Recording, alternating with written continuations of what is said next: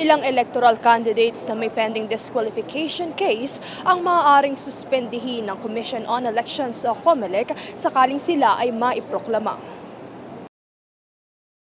Kabilang sa mga nasuspinde na ng poll body ay si Marikina Mayor Marcelino Marcy Teodoro na nanalo bilang kinatawa ng Marikina 1st District kung saan kanyang nakatunggali si Senator Aquilino Coco Pimentel III.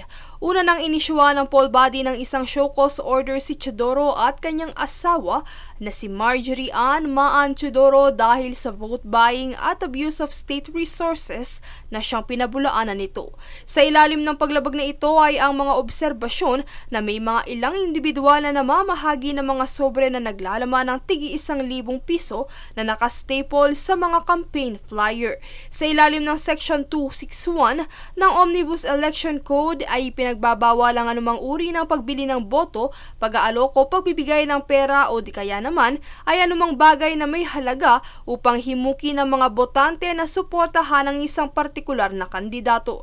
Sa kabilang banda, naghain naman kamakailan si former City Hall employee Vic Baral ng isang diskwalifikasyon laban kay re-electionist Pasig City Mayor proclaimed Vico Soto na kanyang inakusahang sangkot sa vote buying bunsod ng pamamahagi ng mga cash allowance sa mga scholar ng lungsod. Anya, ito ay malinaw na paglabag sa 45-day ban ng COMELEC hinggil sa pamamahagi ng tulong pinansyal sa panahon ng kampanya. Paglilinaw naman ni Soto na ito ay bahagi ng Pag-asa Scholarship Program ng Pasig para sa voucher ng mga mag-aaral ng pribadong kolehiyo at universidad ng lungsod, financial assistance ng mga Pasigueño learners at educational assistance for special education and non-grader students.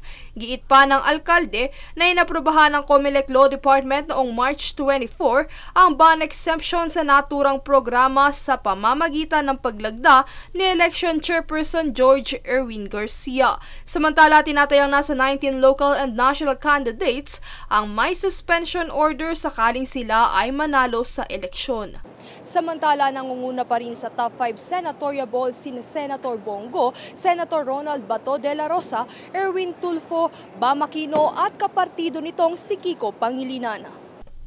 Habang ang ilan pang nakapasok sa Magic 12 as of 4 p.m. ay sina Rodante Marcoleta, Camille Villar, Pia Cayetano, Lito Lapid, Amy Marcos, Tito Soto at Ping Lacson.